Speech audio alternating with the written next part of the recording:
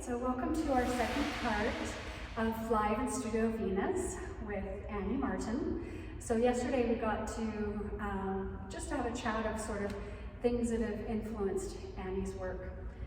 So Live from Studio Venus is a Just TV and radio program as well as a podcast, which you can find on all podcast platforms.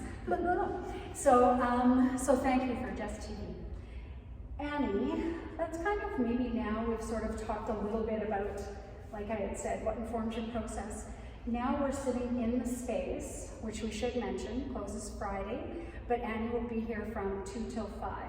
So it'd be a perfect time to come and actually see the paintings that we've talked about on Friday. Did I say Friday? Yeah, okay. Just wanted to clarify for sure. Yeah. This Friday, which is October 13th. Friday? Yeah. Oh, God, go get a tattoo. So with the paintings and looking around, and color plays obviously a very big part in it. Sometimes in muted colors and then the bright colors and that kind of thing. So it's obvious that color was really important. Mm-hmm. Can you maybe talk about that and how that? Yeah. Well, I guess color is kind of one of the primary, or perhaps the primary concern in painting, or like it's a thing that you have to address at every turn. Right?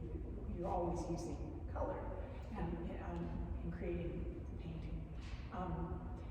But I didn't necessarily have a plan as to where I was going to go with the palette. Each painting kind of told me what needed to happen. But I did have in my mind a kind of argument with the idea that certain colors are more suitable for representing death. So culturally, I think in our culture we tend to think about black. Right. We tend to think baby white. Yeah. And red for its kind of blood. Violence, blood. Yeah, so there's a kind of, and it's not just the color, it's also around imagery, but there's a kind of vocabulary preset around how could death be represented, what is a palette that's suitable to represent death, what are the forms, perhaps the images of figures. I was thinking about, the Grim Reaper and the Angel of Death and skeletons and all of these kinds of images that are part of our literary imagination and are really beautiful and interesting, but I didn't want to do that. Yeah. So I thought that was really the outset of the project, is how do I make a painting of the phenomenology of encountering death? And not of that, but that points in that direction, that acts like a kind of reflective object that might help us to think about the phenomenology of death and dying without falling back on those kinds of tropes. I don't know. So I did sit down and follow a very kind of intuitive path into the paintings. So they're on this beautiful Baltic birch plywood. So it's got already a lot of grain. And you let a lot of that grain show through, which was lovely. Yeah. So that helped me a lot because it was like I was looking into a reflective pool or a surface that already had swirling beginnings of imagery in it, and I could then follow my intuition and kind of look into that pool and say, what am I seeing? It's like I was laughing to myself because I was thinking about the idea of seeing the Madonna in a piece of burnt toast. Oh yes. So we have this capacity, our brains have a capacity to find imagery. Yeah. I find it everywhere. It's maybe a kind of an oddity of my mind, but I don't think so. That I can look, even I'm looking at the scuffs on the floor and seeing imagery. So there again, okay, finding imagery. What does it mean to find imagery? Without finding clear representations that fall back on something that's not mine. Yeah. So bringing something new as to how you see in a color on an intuitive basis what death is. and letting that, I think the intuitive part is probably listening to you talk about the pools that you see in the grains of the wood, you know, and so it almost opens you up, because you didn't paint over it with something, right? Or I mean, make it white and then go from there. There's no, that. yeah, there's no ground, there's no, yeah. no gesso. So the way that they were made, some students came and interviewed me, and they really wanted to talk about process. Like, how did you make it? That kind of process. So how they were made is the way I would begin, because I have a background really more in acrylic.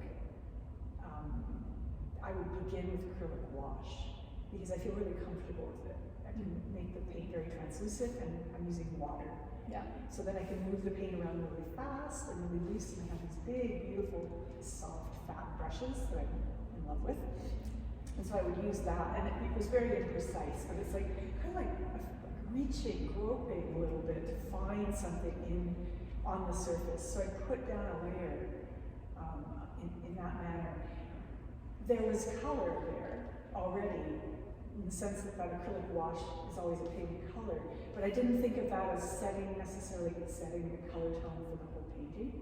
Right. I wanted to avoid that also. So if I put a yellow or a yellow ochre wash down as my first layer, then it's going to be a yellow painting. Right. It gave me something to work and push against also in terms of color. So after the acrylic wash, was kind of this gestural thing of kind of seeking forms happened, then I would let them dry for a day or two, and let them sort of sit back for a day or two, so that when I came to them again, they were fresh. Yeah. And then now I have a kind of quasi-begun painting in front of me, and I have to sit in a chair and look at it. And is that, sorry to interrupt, but is that a normal way that you kind of do painting, or was this something that was a departure? I think this is a departure in the sense that, except that this process, actually I began using this process, a version of it, when I made the panels for the Adoration project, the Hildegard project. Oh, yeah. I was also working on birch panel. They were a very different dimension, and I began them by covering the surface with a pigment color. So they had a very decisive beginning, like here's a big layer of a deep red, crimson, orange. That color now has set the ground for what the painting will become. But I did then do this thing where then I let those panels sit aside for a while, right, and then came back to them. This time around, I wanted to play with oil paint because it's just, I hadn't painted with oil for quite a long time, and this is just a little technical detail, because I had sensitized myself to thinners and solvents and varnishes. Right. I get kind of panicked, you can't breathe when I'm around those smells. It must be hard to be a painting teacher. Well, Professor. actually, it's okay because we're solvent-free in our studio at school. Oh, really? Yeah, and so I knew it was possible. I just maybe perhaps a little lazy to really go back and figure out how can I paint without solvent. So these paintings are made with oil paint and walnut oil, which is an edible oil that I buy. Yeah. It's what I put on my cutting boards. It is. and yeah, oil paint, I think I really want to work with oil paint because I was thinking about something about materiality, the materiality of the body, the materiality of the earthiness of decomposition of death and body. And oil paint possesses these qualities. You get this pause for a moment. It won't be that noise, it won't show up. No. we just have something in the background, but it shouldn't show up on the podcast, so we should be fine. But maybe picking up on that and changing the way that you were creating these paintings, it probably gave you a better way to come into them, because we didn't get to talk too much about your book that came out, and sort of the writings within this book really informed after then these paintings, right? Yes. And so one thing I was wondering about last night after our conversation was the writings that you did in your book were very, they were collaborative, right? And, sort of thinking within that about the collaboration you were doing with the other person. Then you sort of take those ideas or whatever that inspire these paintings, but it's solo. So you're doing this on your own now. Can you maybe, I don't know if you can speak about that or not. I just wonder, it just sort of struck me as, I wonder how that affects then when you take collaboration and put it into an individual or solo. I guess is that? I'm not really sure how to word it, but yeah. Well, I guess the writing was collaborative in the sense that I needed to share the writing with other people in order to figure out what it was saying. And I needed to share it with Janice all along the way because she was going to be singing. Yeah. And I needed to know that I was on the right track. Yeah. That these things seemed singable. Yeah. I had to do research about, a little bit of research about lyric writing and how it's different from other kinds of writing. Yeah. It's kind of designed to be performed as song. Painting, however, I've never been comfortable having other people around me when I'm painting, I like to show my work to people, and I love to hear what they think, and I love having a studio visit and having critiques, which I did have during the process of making, but not when I'm holding the brush. I feel the same way. One time, a really dear friend of mine, he may watch this, his name's Kevin. It's kind of the reason I went to art school. Yeah. So God, bless his heart. He's a really dear friend. I was working on a painting in the studio at school, and he came in and said, "You need some darks in here." And he picked up a brush and loaded it with, I don't know if it was black or just like a dark, like a raw umber or something. Yeah. And he went to town and added all this darkening under all the forms of my painting. Wow. And I was just like,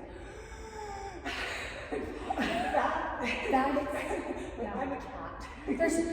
That needs to have consent. You need consent. He assumed, he was a mentor to me, and he assumed because I loved him and he was mentoring me, and it's just a painting, come on, that would be fine for him to do that. So the idea, it seemed completely natural to me to make these in a very solitary way. Right. And then share them. Yeah. Well, and they're so lovely in the space, and I like how I sort of feel there's different moments in different parts of the gallery. So I sort of felt when I was sort of at this wall and just sort of the colors and what's going on, it's sort of a separate moment. And then reading the book. Oh, okay. So your book, so interesting, so lovely to hold. There's just something about it that feels soft. I don't know what the paper is, but it feels soft. But there's so many blank pages. And then even when it does have the text, you might have one or two lines, or a little bit here or there. And I loved it. The blank pages, it was like felt like a luxury or something, that I have this book and yet I have all this space to think in it. What did you respond to that? Well, actually, that was something that was also a collaboration. Yeah. The book was a collaboration also. I approached a young artist, really wonderful young artist, Courtney Faulkner, and asked her if she would be interested in designing a book for me, because I knew I wanted to publish a book of the lyrics and their translations. But I didn't feel I had quite the capacity to put a book together and figure out how to do that. Yeah. There's special design softwares. But I knew that she had worked on The Meliorist and was behind the appearance of The Meliorist magazine, and I liked its literary journal look and feel, and I noticed the space of the page was really important, and the design there, so I trusted that she would do a beautiful job. And she went away and came back with a kind of a mock-up for me to look at, and it was the book. There was almost nothing that needed to be changed. I wrote probably 5 post-it notes worth of, could we tweak this and that, like this margin maybe could be a little narrower. But she came up with the idea of taking the litany, the list ODEF phrases and drawing them out over all those pages. Yeah. And she also inserted all these blank pages in between some of the verses. That kind of came out of our conversation. I said that I liked that there to be a lot of space around the text. Yeah. And so she added a lot of space.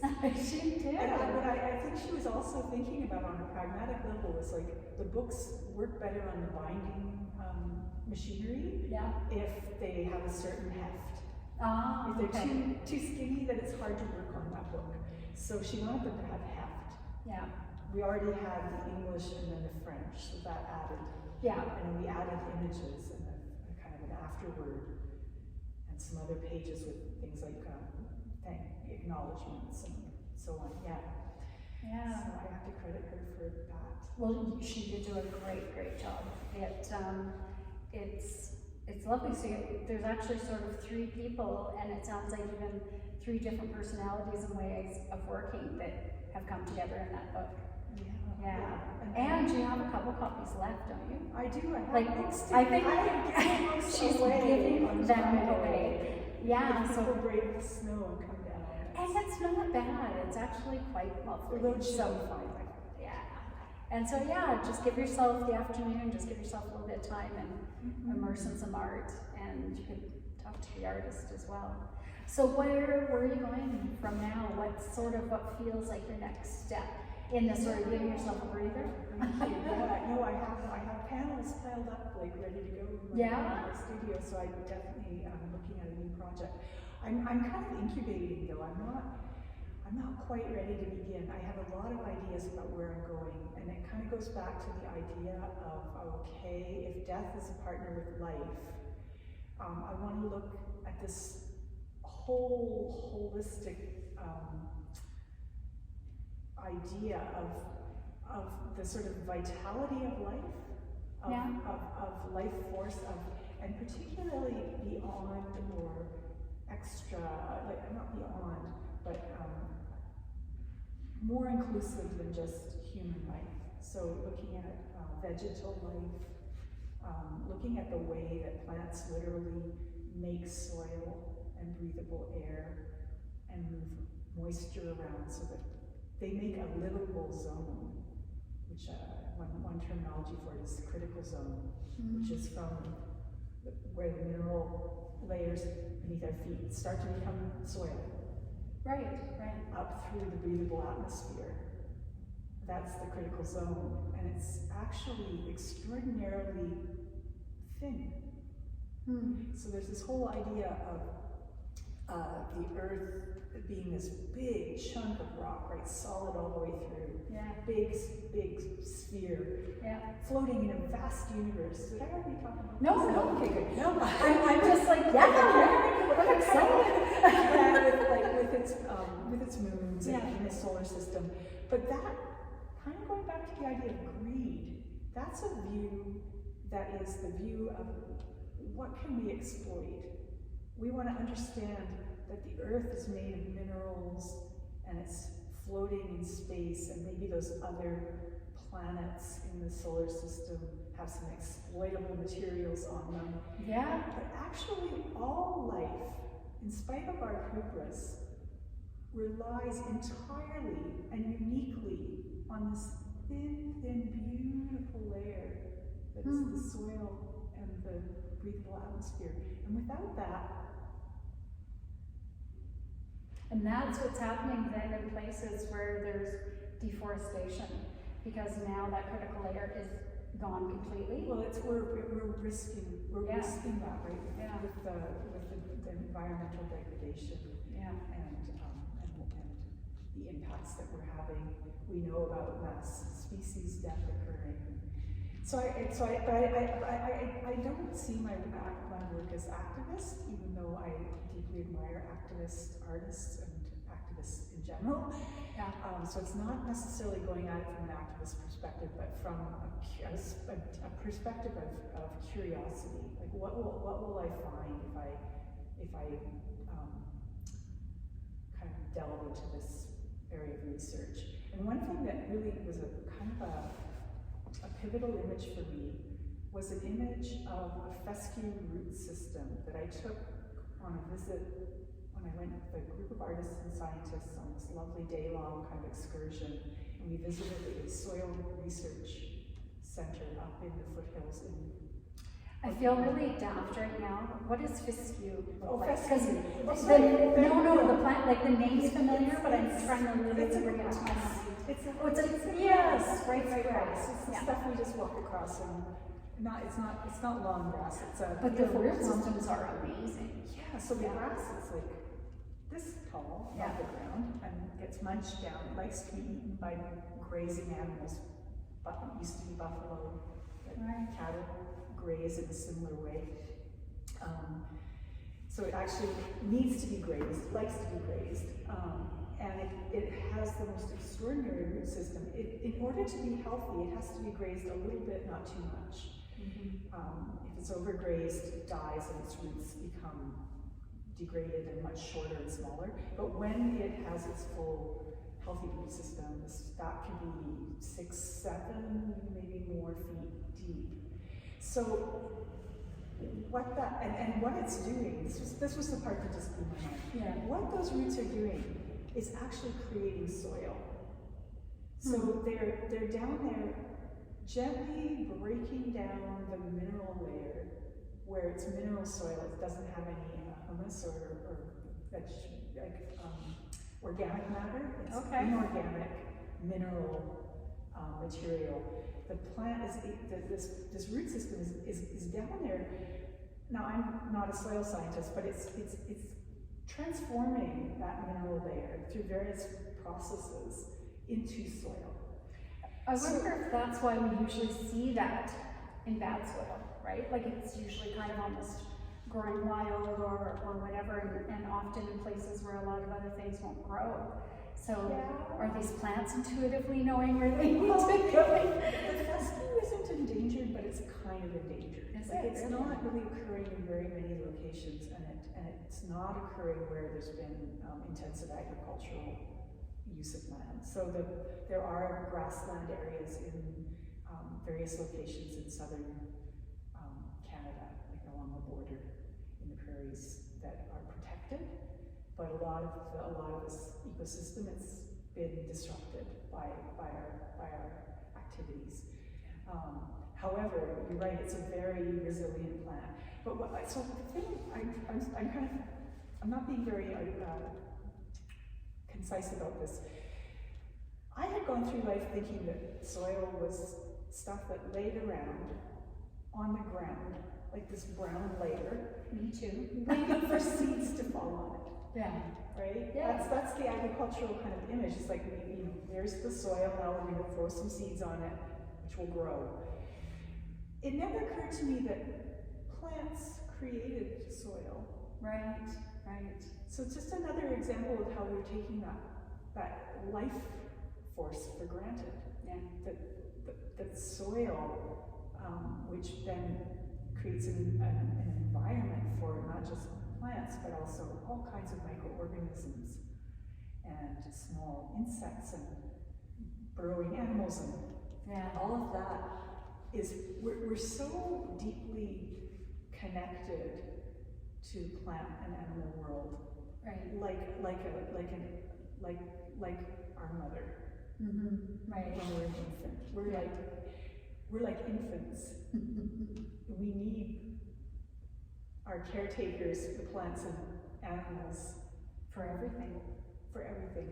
And that's kind of, I want to find a way to express that, or just explore it.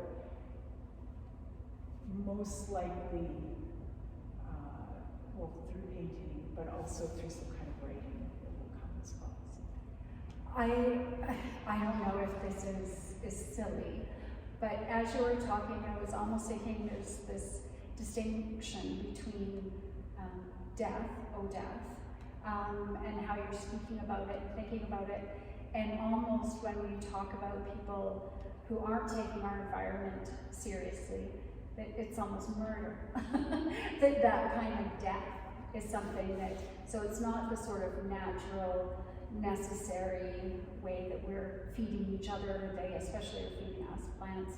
But so they're literally sort of murdering these little spots, and it's obviously affecting our life.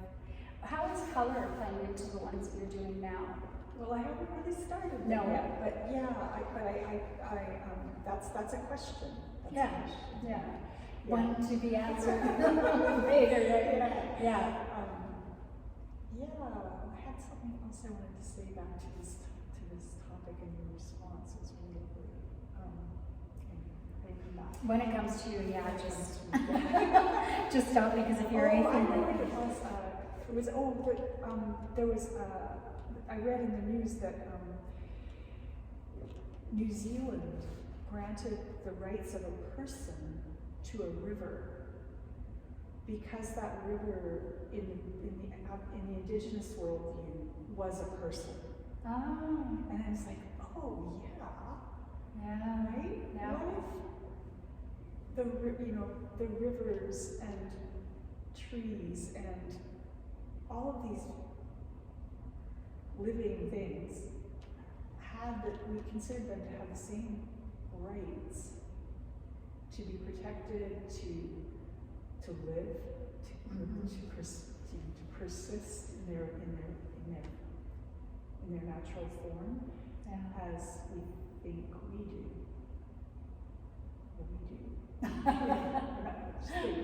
Yeah. It's just a really interesting. That's maybe a helpful way to start to imagine how Important. Yes, and how much it would change the way we go about living in our lives. Yeah. In our Western settler. Well, this is where I think, because I think there's a spot in activism for the literal protest activism. I think there's a space, or obviously there is a space for activist art. I'm a feminist artist, so that sort of thing. And then there's also this space that's sort of almost this, I feel, I don't know if it is for you, but I feel it's almost a quiet contemplation without answers.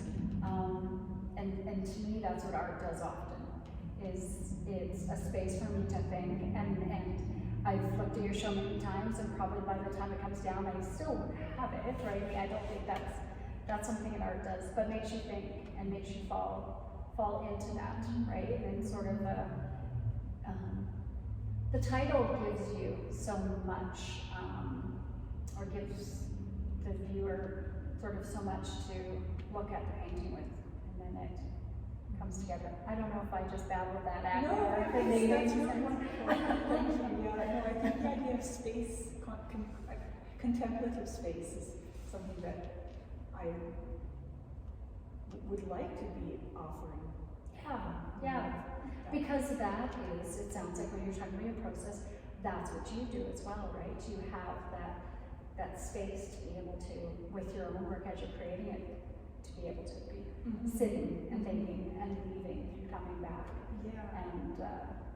And doing that. Yeah, and not knowing. The not knowing is important.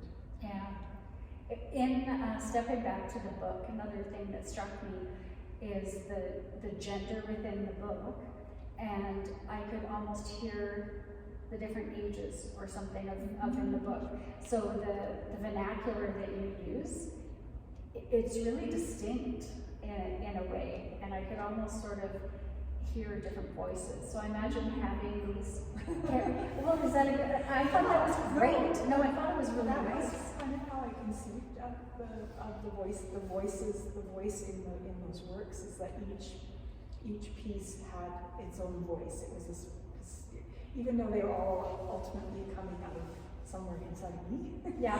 But they weren't me, and they were distinct from each other. So that there's a kind of a chorus, or what do you call that when you hear a bunch of different people talking all at the same time? It's not a cacophony. It's just like a I know what you mean, just sort of this.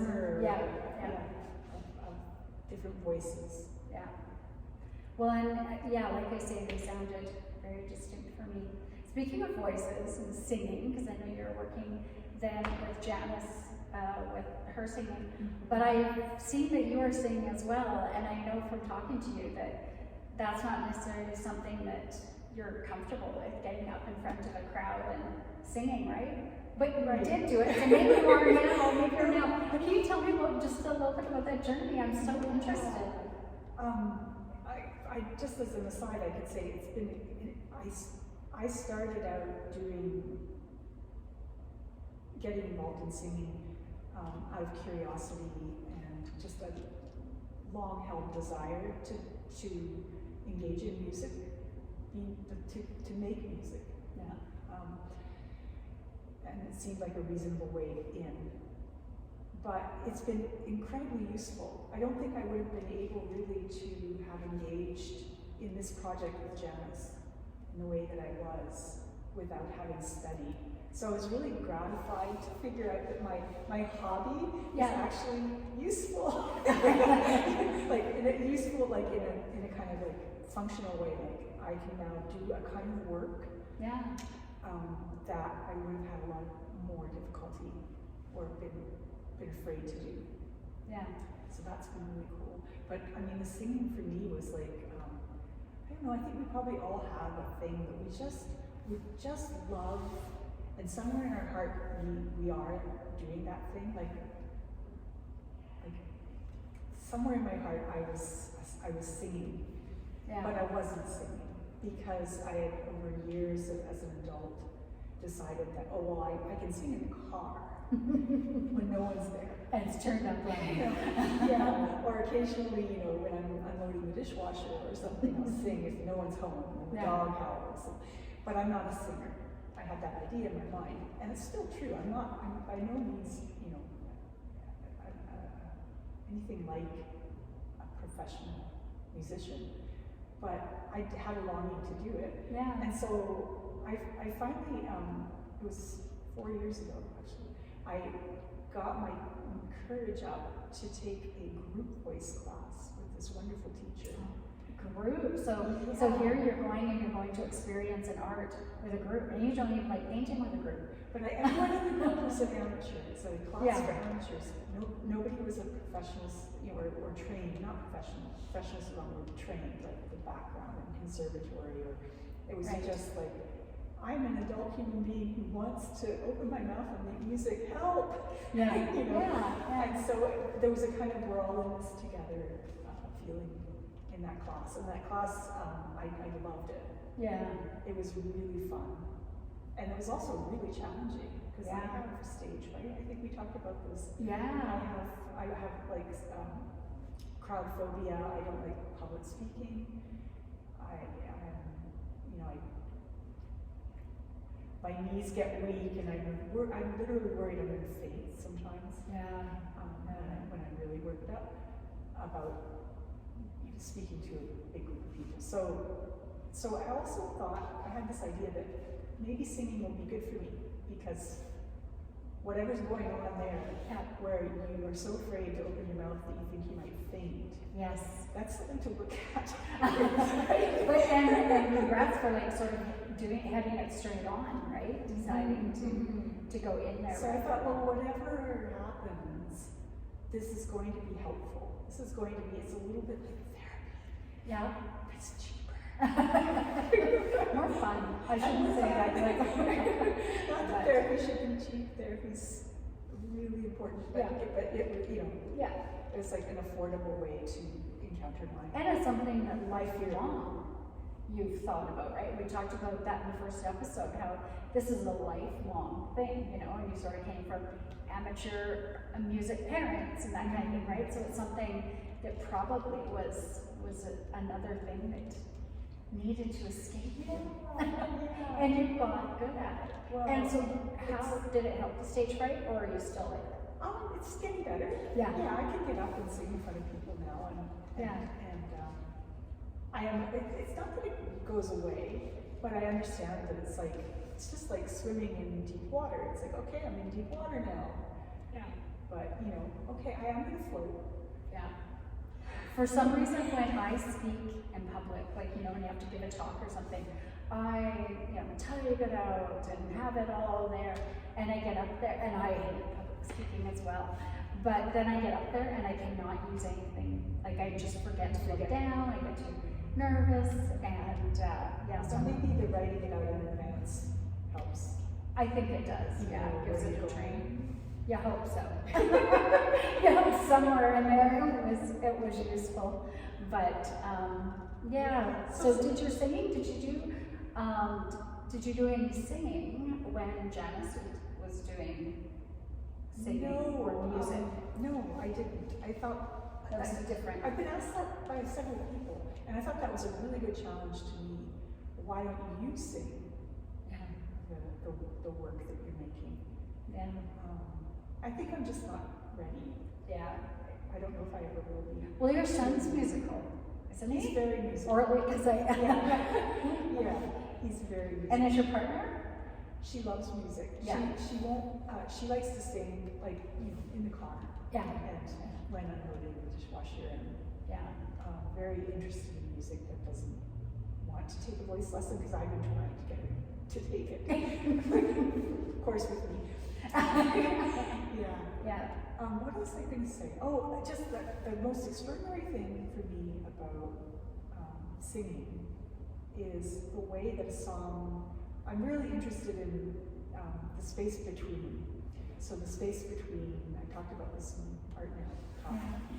Between image and what resonates for the viewer, musical notation and musical sound, text and speech, and voice. So this kind of sense of space between, but also the space between, let's say, or the space between, let's say, a painting and a song. How can you put a painting and a song together? They're totally different. The song is like vibrations in the air that are audible, that come from a voice, and the painting is pigment and oil on a surface. Like, how can we talk about space? I mean, there's no similarity. However, in learning a bunch of musical material, I realized that when I'm singing a song, it's like I'm in a space. It's like what's happening through giving voice to a song is I'm creating a space.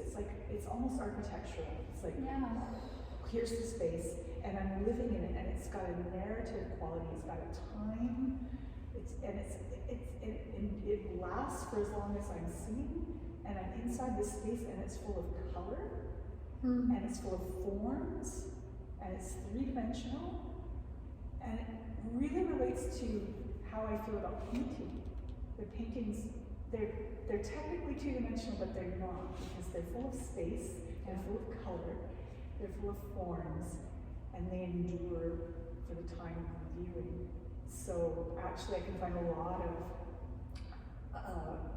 that's helped me a lot to think about how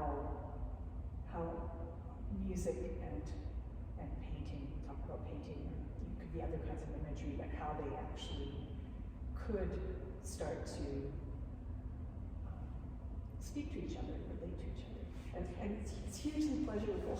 Yeah, well, it's funny because I don't know if it's related at all. But I'm thinking, when you first came to Lethbridge, I think I saw you in real life. I'll have to remember. So that's or not when you first came. So it was like what, 15 years ago or something? 2005. So yeah, 15. And I was at one of the talks that you had given. I think when they were hiring you. And you had done these big color. The one that sticks in my head was red. Quite a big screen. I think it was just leaning against the wall, and then there was sound, right? So it's almost like you were trying to bring those two together at that time, so there wasn't voice and lyrics.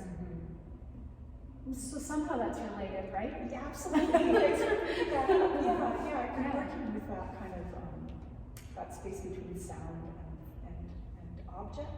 Yeah. Surface. And how our bodies relate to that. Because I think, for me, art is very much about the body. Yeah. It's about how the body walks up to the painting. Yeah. The body sees the painting, the body feels the painting, or the same, listening to music, like the body is responding in all these really interesting watching ways. someone do music, right? And you feel, you're hearing the sound through your ears, but that's so limited, and it's not, I mean, your whole body is responding to, and not just your physical body, right? Your other kinds of bodies are responding to the sound, and activated by it.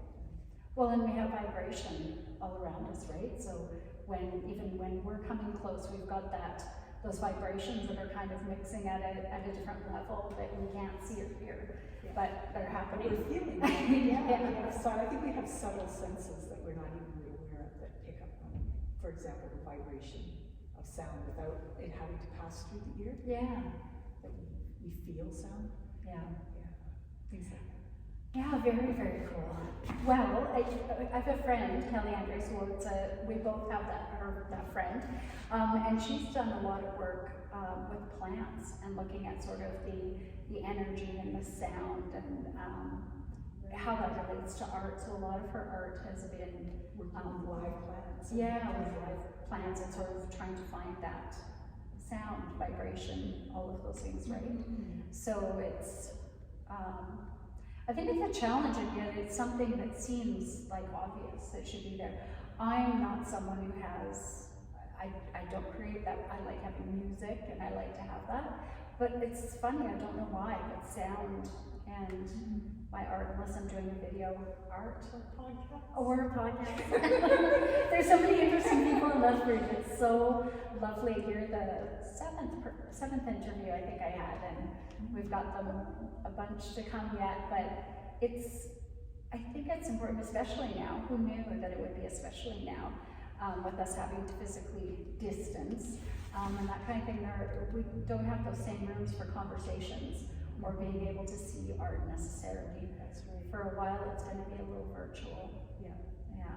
But well, thanks so much for coming, Annie. And like we were saying in the beginning, she's showing here the historic Trianon Gallery, and Friday she will actually be here in the gallery space from 2 till 5. So it'd be a great opportunity to see the space. I recommend it. Do you want to repeat the address, because you have it memorized? Yeah, there you go.